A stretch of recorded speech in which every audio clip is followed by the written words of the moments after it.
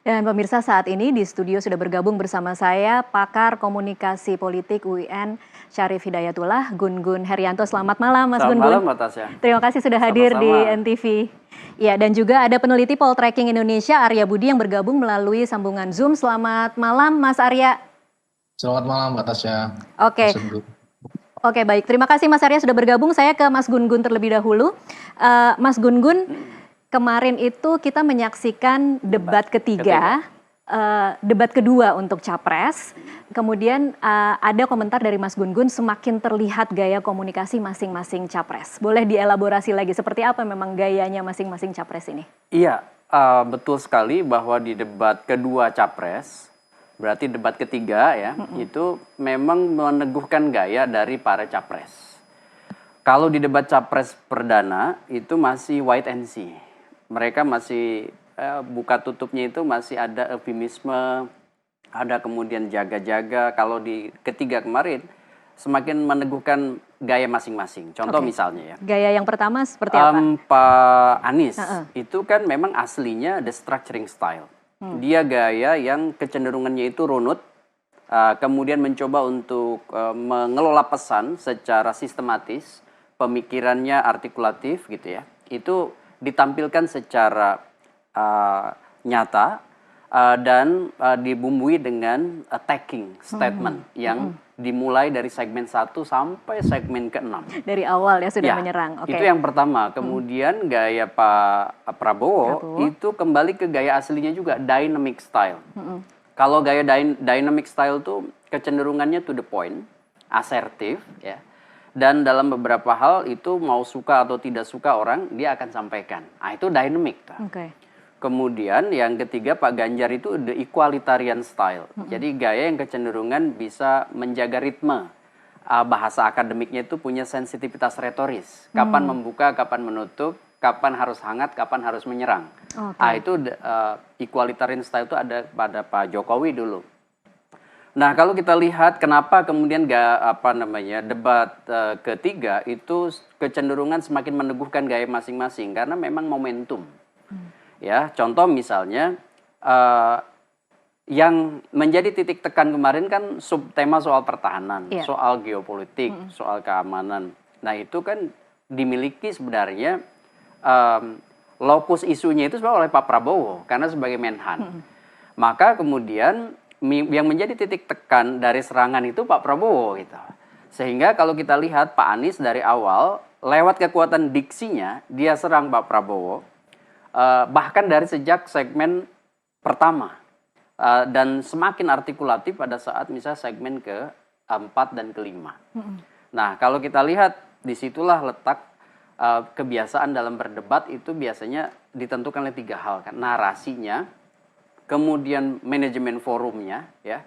Kemudian yang ketiga tentu terhubung juga dengan siapa segmen audiens yang disasar dari pesan-pesan yang kemudian mereka sampaikan itu. Oke, ada banyak sekali pertanyaan nih sebenarnya dari.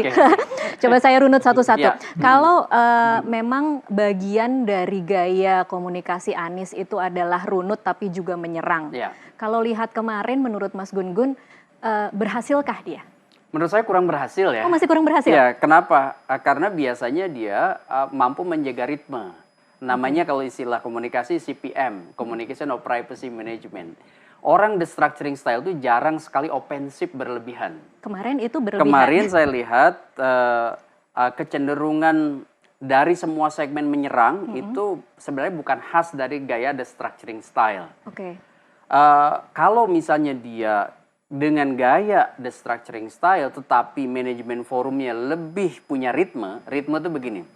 Misalnya 1, 2, dengan kekuatan retorika itu kan sokok guru kekuatannya 3 kan, logos, etos, pathos kan gitu.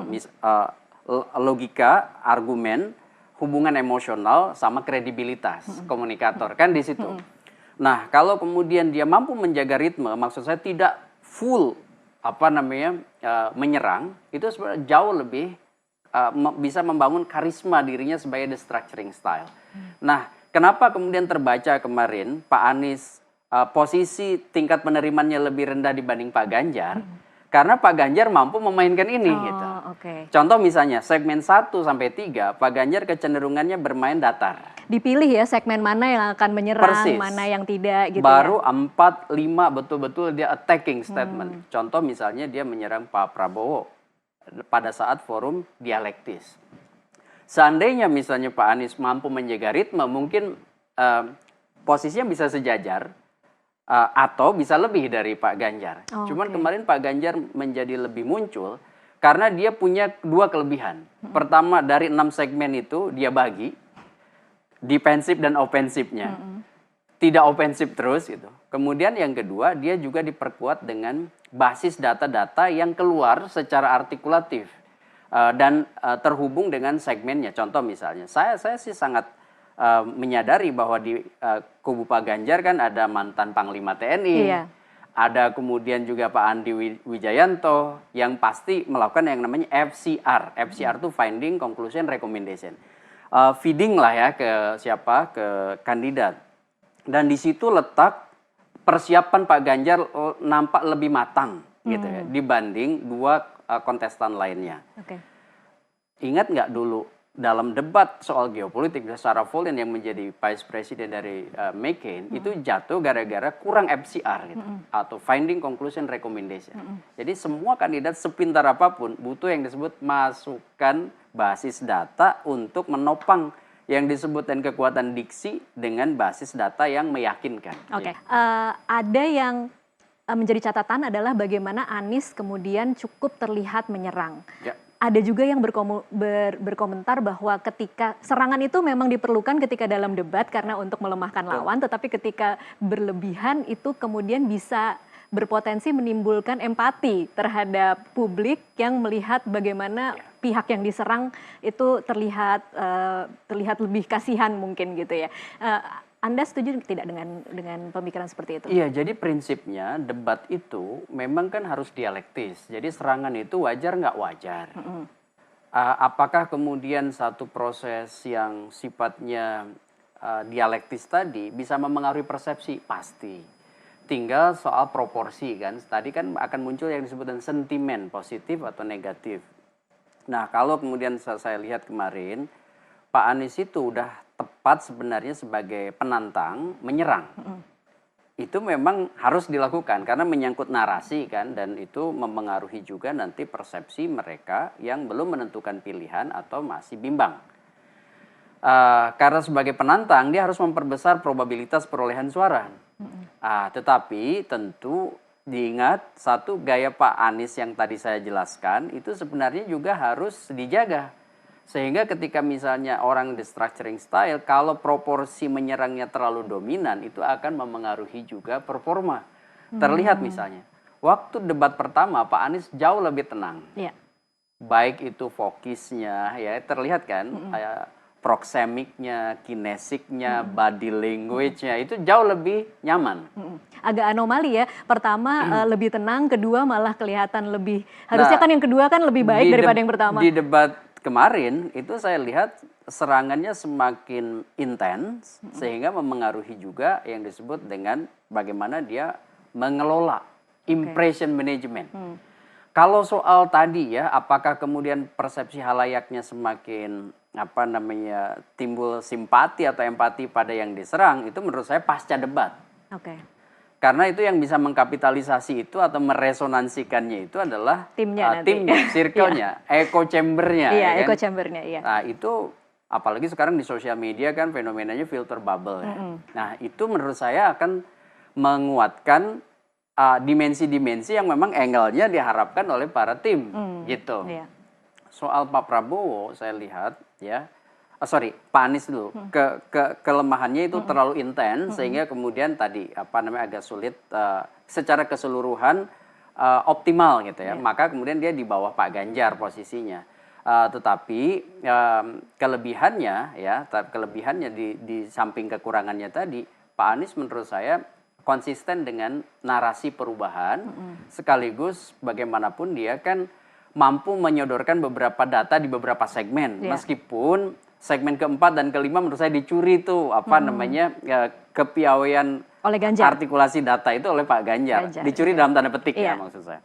Kemudian untuk Pak Prabowo Pak Prabowo memang kita sebenarnya berekspektasi bahwa banyak data yang disampaikan oleh Pak Prabowo. Karena Kenapa? posisi dia Karena sebagai posisi Menhan. dia yang sebenarnya Menhan kan, dari A sampai Z sebenarnya kan itu menjadi urusan sehari-hari Pak Prabowo. Itu harusnya menjadi kekuatan. Itu tidak terlihat kemarin. Nah, itu yang kemudian nampak tidak muncul. Kenapa? Karena saya melihat ada posisi yang terbawa ya pada dominannya gaya dia, dynamic tadi.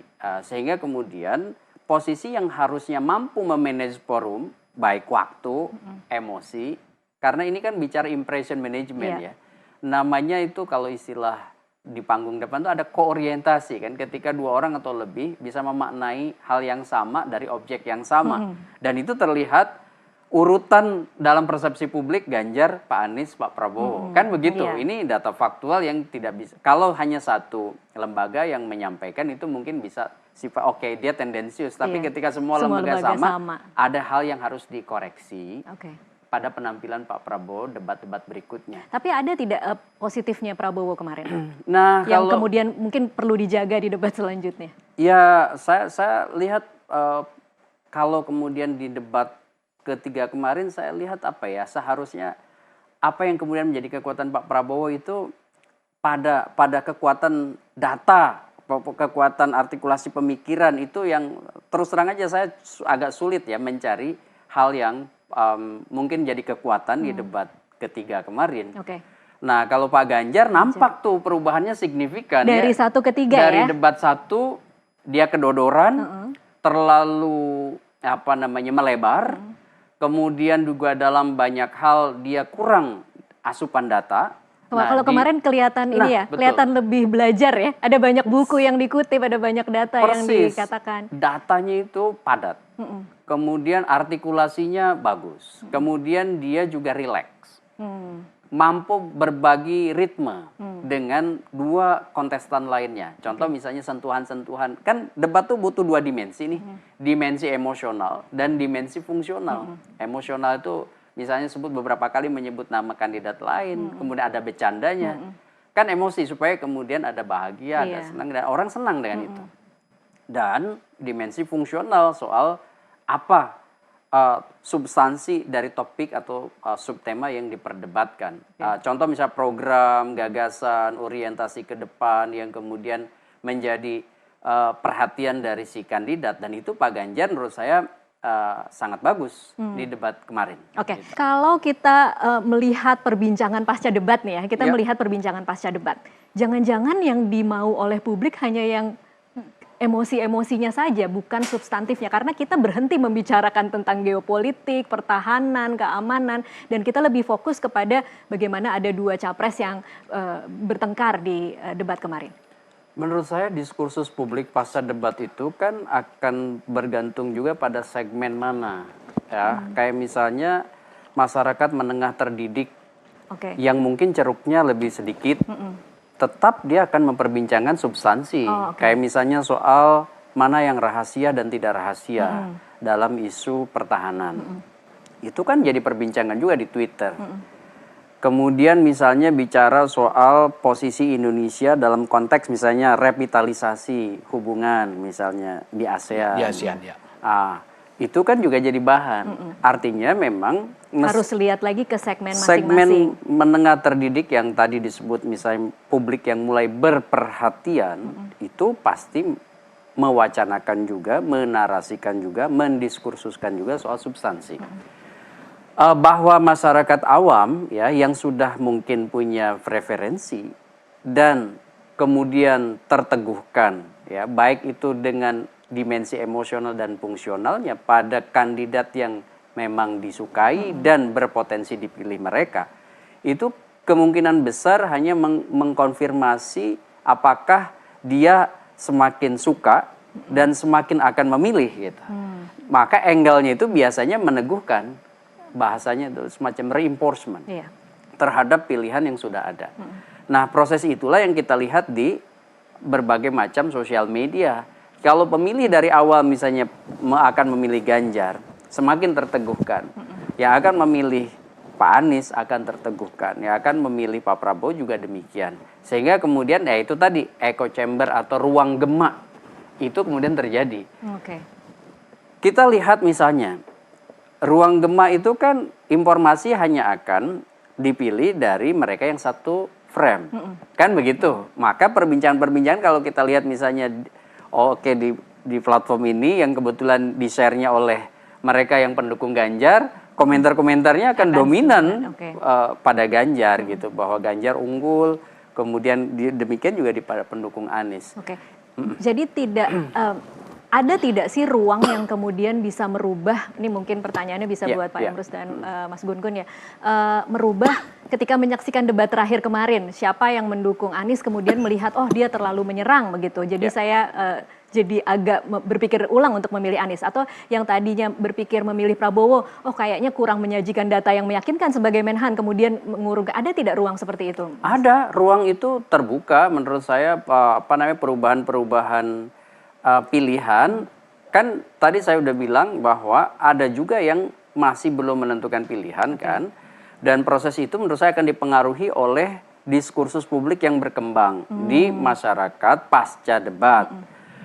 Contoh misalnya ya, kalau kita mau menggunakan perspektif opini publik, kan opini berjalan 3 tahap nih. Pertama namanya stage of brainstorming, jadi orang memperbincangkan pasca debat. Acak, tapi kemudian pasti ada trigger.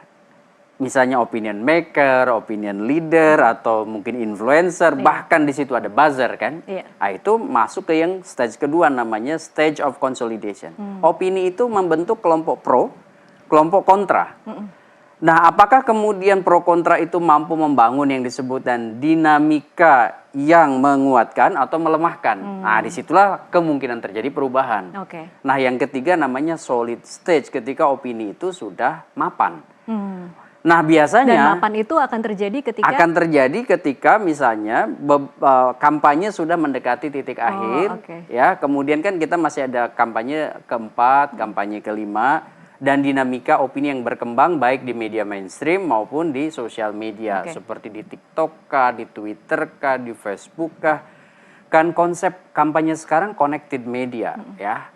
Kampanye di media sosial, kampanye di media mainstream plus perbincangan warga yang sifatnya ketemu atau offline. Gitu. Jadi perbincangan paling banyak itu sesuatu yang bagus atau tidak bagus, Mas Gun-Gun dan Pak Emrus, untuk korelasinya dengan elektabilitas?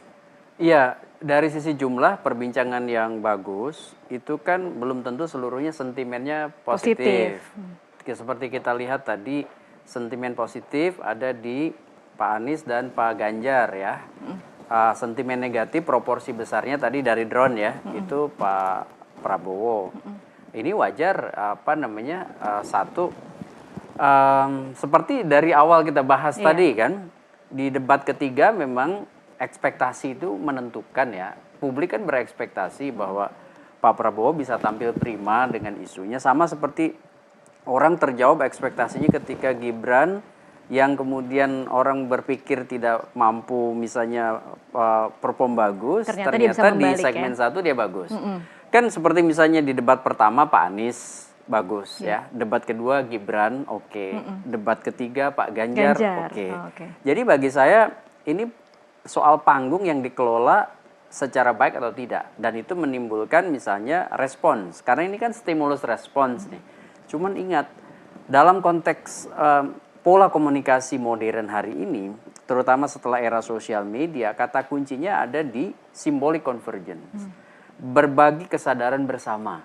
Nah, berbagi kesadaran bersama itu tinggal apakah dia hanya berada di circle-nya atau di echo chamber-nya, atau dia mampu penetrasi ke basis-basis baru. Kan begitu kan? Kalau dia misalnya ada di echo chamber-nya, dia hanya sekedar meneguhkan mereka yang dari awal memang ingin memilihnya. Tapi kalau dia mampu penetrasi ke hal-hal ke pemilih-pemilih baru, contoh misalnya segmen-segmen masyarakat terdidik yang sekarang gamang nih. Misalnya 2014, 2019 dia memilih Jokowi. Dia gamang nih, dia akan mencari itu. Siapa yang kira-kira dari 3 pasangan calon itu yang merepresentasikan pemikiran mereka yang disebut dan rasional egosentris, rasional sosiotropik, rasional prospektif. Ini kan rasional juga nggak tunggal ya. Contoh misalnya, kalau saya pengusaha UMKM, rasional saya akan pertimbangkan apa tawaran dari si kandidat terkait dengan program UMKM ke depan.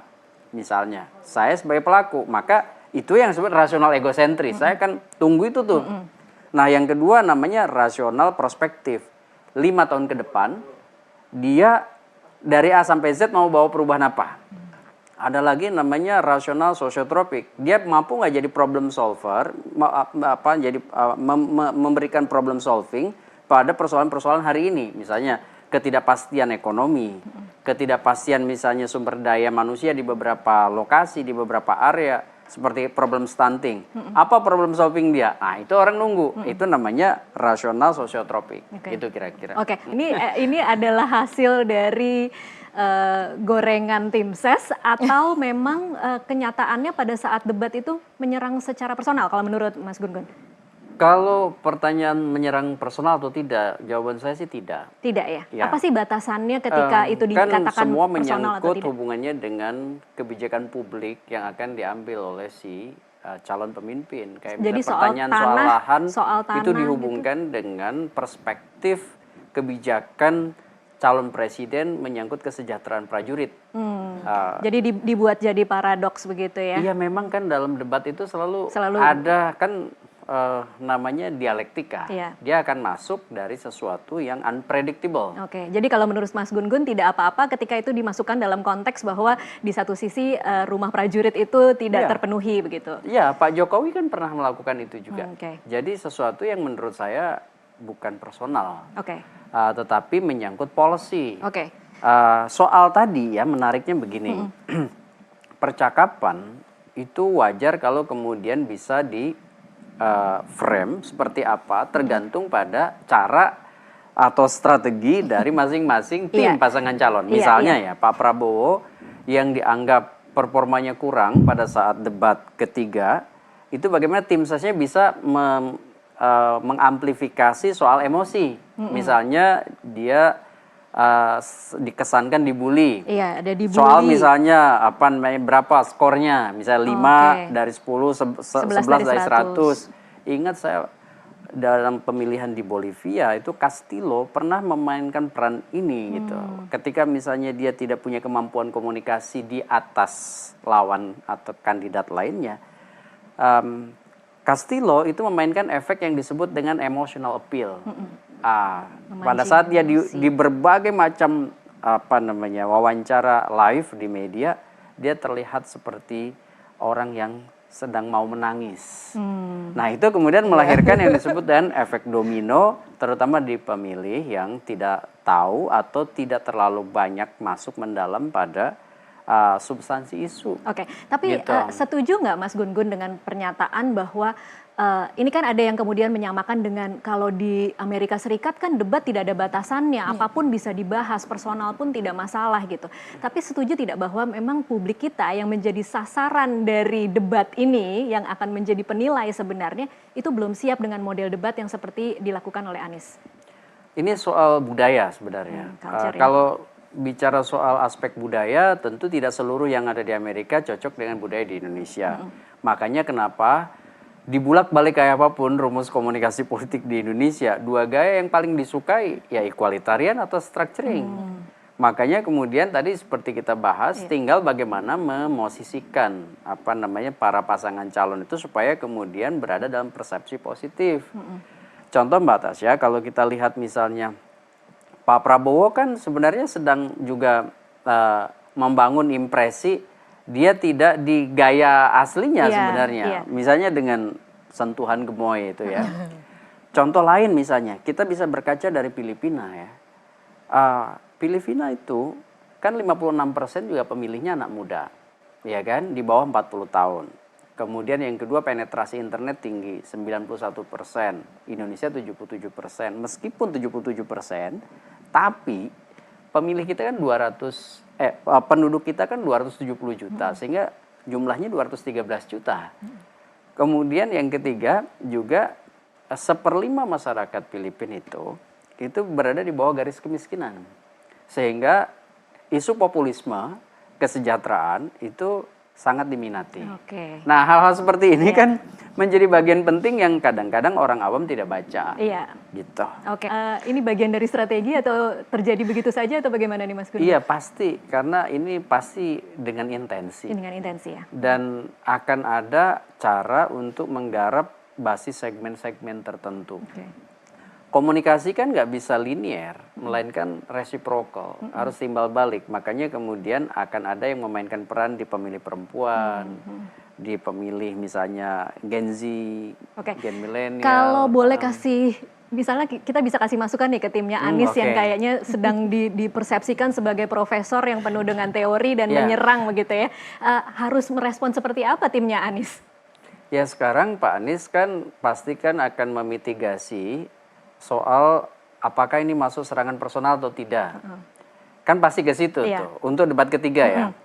Kemudian kemarin kan dianggap ada hubungan yang personal antara Pak Prabowo dengan Anies. Itu pasti dimitigasi oleh timnya. Ini bukan soal pribadi, tapi ini soal policy. Tapi hanya bertahan seperti itu aja ya, mungkin cara yang dimiliki. Ya paling tidak kan untuk pasca debat ketiga kan. Iya. Nah, kalau Pak Ganjar pasti timnya akan mengamplifikasi performa bagus Pak Ganjar di debat ketiga.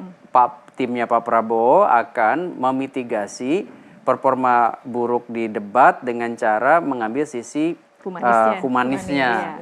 Bahwa ketika misalnya ada pernyataan yang skor itu kemudian kan diamplifikasi betul kan. Habis debat itu video Pak Prabowo dengan fokus pada muka ya yang nampak seperti sedih gitu.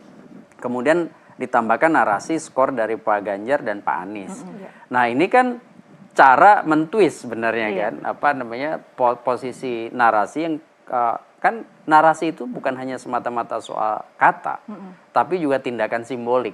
Dan apa yang dilakukan oleh tim-tim mereka itu mengamplifikasi tindakan simbolik. Kalau responnya, kalau beberapa yang saya amati kemarin dalam 2 hari ini responnya adalah dari tim Anies tuh jangan baper lah, namanya kan debat gitu. Itu cukup efektif tidak cuma dengan kata-kata seperti itu? Kalau cuma jangan baper aja mungkin tidak efektif, tapi ketika misalnya diteruskan dengan beberapa hal lain seperti tadi kan nggak perlu sebenarnya kayak gini masuk ke hukum karena bla bla bla bla kan gitu. Betul. Kan ada juga yang melaporkan.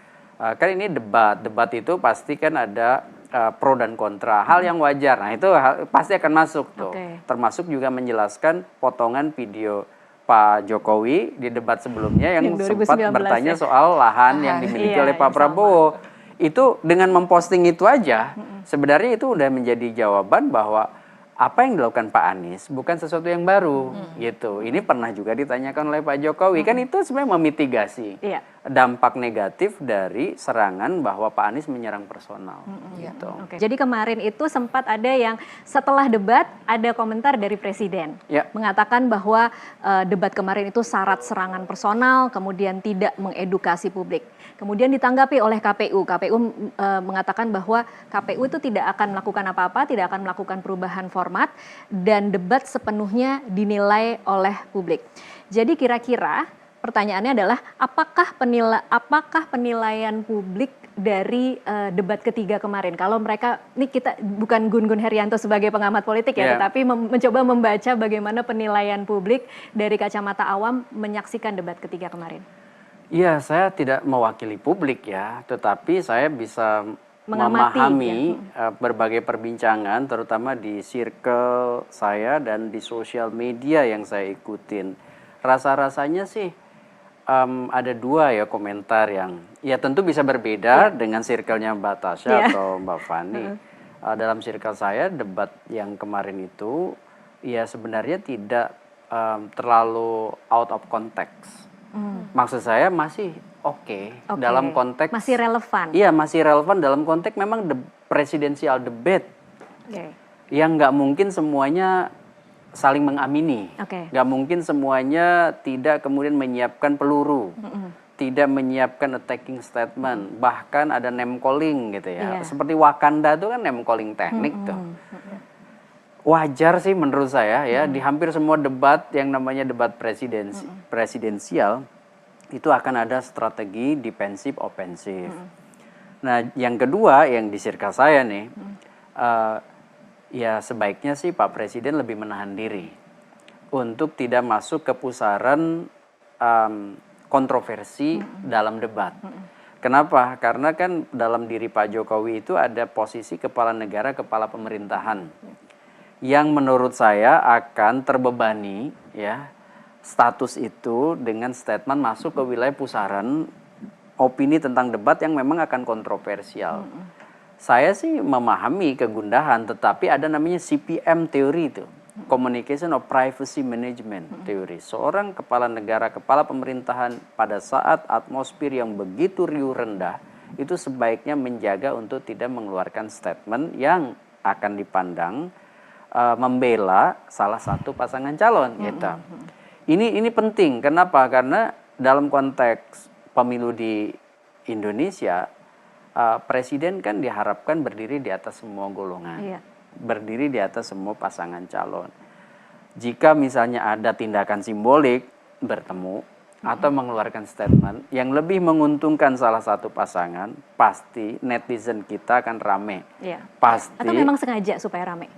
Ya, kalau ada expose foto, video seperti bertemu dengan Pak Prabowo, bertemu dengan misalnya Pak Zul, bertemu dengan Pak Erlangga, itu pasti dimensi intensinya ada. Dan apa? Ya itu pesan.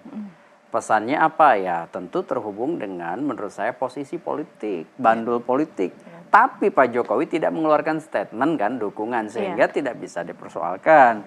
Cuman yang namanya tadi ya keberpihakan itu tidak harus selalu yang diucapkan, melainkan sesuatu yang dipertontonkan. Contohnya misalnya lewat space, tempat, atau misalnya posisi di mana kita berada.